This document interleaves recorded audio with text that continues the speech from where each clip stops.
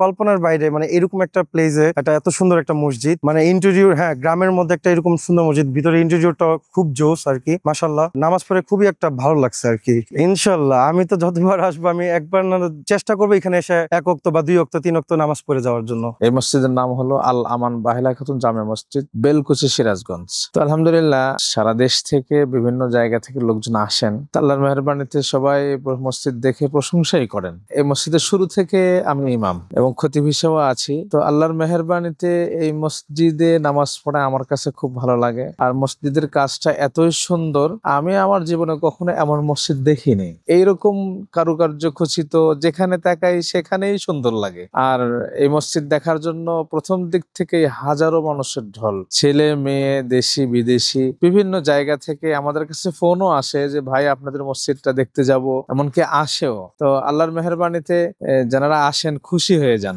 2-4 ওয়াক্ত নামাজ পড়েন, নামাজ পড়লে তারা খুব খুশি হন। এবং জুমার দিন হাজার হাজার মুসল্লি আমাদের এখানে। জুমার দিনে বিভিন্ন সময় বিভিন্ন খতিব আমাদের আছে, ওনারা আসলে ওনাদের বয়ানের জন্য বা মসজিদ দেখার জন্য মানুষ অনেক আসে। আলহামদুলিল্লাহ। আমাকে ভাই প্রশ্ন করছেন যে মসজিদে নামাজ পড়াইতে আপনার কেমন লাগে? আমার কাছে অনেক ভালো লাগে। এমনকি এই মসজিদে নামাজ পড়াইলে ভালো লাগারই কথা, কারণ হাজার হাজার মুসল্লি, দেশি বিদেশি অনেক মুসল্লি আমার আছে। তো আমার কাছে অনেক ভালো লাগে এবং তাদের কাছে আমরা খুব প্রশংসা পাই। এই মসজিদটা যেই হাজী সাহেব মসজিদ করেছেন, ওই হাজী সাহেবের মা এবং ওই হাজী সাহেবেরই ছেলে, অর্থাৎ দাদি এবং নাতি দুজনের নামে মসজিদটা নামকরণ করা হয়েছে। আল আমান, আমানুল্লাহ হলো ওনার ছেলের নাম, বড় ছেলে, আর বাহেলা হলো হাজী সাহেবের মায়ের নাম। তার মানে দাদি এবং নাতি এই দুজনের নামে মসজিদটা করা হয়েছে। এই মসজিদে আমরা দুজন বেশি ইমাম হিসেবে সবসময় থাকি এবং এই 2 ইমামকে মাঝে মধ্যে জুমা দেওয়া হয়, এই জন্য আমরা খতিব। এমনকি বাহিরের আরো কয়েকজন খতিব আছেন এবং দেশের বিভিন্ন জায়গা থেকে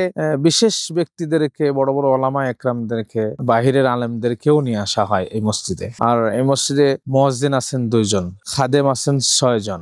পরিপাটি করার জন্য বা নামাজ সবকিছু মিলে সুন্দর করার জন্য যা করা দরকার তারা করেছেন। আলহামদুলিল্লাহ রমজান মাসে আমাদের মসজিদ কর্তৃপক্ষের পক্ষে থেকে যে আয়োজনগুলো আছে, প্রতিদিন প্রায় 150 থেকে 200 মানুষকে ইফতার করানো হয় মসজিদের কর্তৃপক্ষের পক্ষে থেকে, এবং পুরা 30 দিন পর্যন্ত এটা করা হয়। এবং প্রত্যেক তারাবির পরে আমরা 1 বোতল করে পানি এবং সাথে কিছু নাস্তা দেওয়া হয়, কখনো বিস্কুট দেওয়া হয়, কখনো খেজুর দেওয়া হয়। এভাবে মানুষকে প্রত্যেক তারাবির পরে এটা দেওয়া হয়। ঈদের নামাজ এই মসজিদে, দুনো ঈদেরই নামাজ হয়। ঈদুল আজহা, ঈদুল ফিতর, 2 ঈদেরই নামাজ হয় এবং 2 ঈদের ইমাম আমরা 2 জন, আমি এবং আমার সহকারী ইমাম আরেকজন আছেন, 2 জন ইমাম। ঈদের সময় আমার মসজিদ ভরে যায়, ঈদের অনেক মুসল্লি হয়। আলহামদুলিল্লাহ একটা জামাত হয়, তবে অনেক মুসল্লি হয়। আল্লাহ আমাকে এখানে রাখছে ইনশাল্লাহ। অন্য মসজিদ আমাদের এই ডিস্ট্রিক্টে এরকম মসজিদ নাইকে। অন্যান্য জায়গায় আমরা নামাজ কালাম পড়ছি, কিন্তু আমাদের এখানে আল্লাহর দায়িত্ব আছে এবং নামাজ কালাম পড়ি, আমার খুব ভালো লাগে। এবং দূর দূরান্ত থেকে লোকজন আসে, সারা দেশে সব জায়গাতে, অনেক জায়গায়, বাংলাদেশে পড়াই জায়গায় থেকে লোকজন আসছে, তাদেরও ভালো লাগে, তাদের খুব নামাজ পড়তে ইচ্ছা হয় এবং মাঝে মাঝে তারাও এখানে নামাজ, এই বাহেলা মসজিদ নামাজ পড়ার জন্য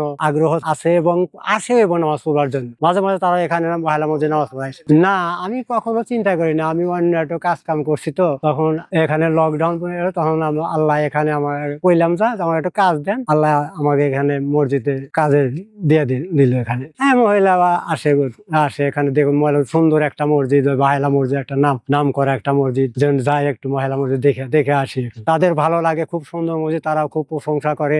আমি রাত্রে কালকে মাহফিলে যাচ্ছিলাম, যাওয়ার পথে রাস্তায় রাত্রে মসজিদটা দেখছি, তো দেখার পরে নিয়ত করলাম যে মসজিদে আজকে নামাজ পড়ে বেরোবো। তো এই জন্য মাহফিল শেষ করে আজকে এখানে আসি, নামাজ পড়লাম, নামাজ পড়ে তারপরে জন্য যাচ্ছি।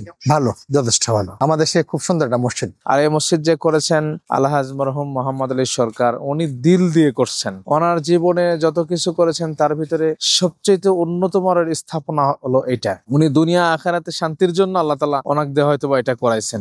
উনি এই মসজিদটা যে করছেন অনেক লম্বা একটা সময় করছেন, 9 সাল থেকে শুরু করে প্রায় 21 সালে মসজিদটা উদ্বোধন হয়। অনেক বছর মাঝখানে চলে যায়, কিন্তু উদ্বোধন হওয়ার মাত্র কয়েক মাস আগে উনি দুনিয়া থেকে বিদায় হয়ে যান। আল্লাহ তাআলা ওনাকে নিয়ে গেছেন। তো আমরা দোয়া করি আলহাজ মরহুম মোহাম্মদ আলী সরকার, ওনাকে আল্লাহ তাআলা জান্নাতবাসী করুক, আমরা এই দোয়া করি এবং ওনার সন্তানদেরকে আল্লাহ তাআলা দিনের কাজের সাথে জড়ায় থাকার তৌফিক দান করেন।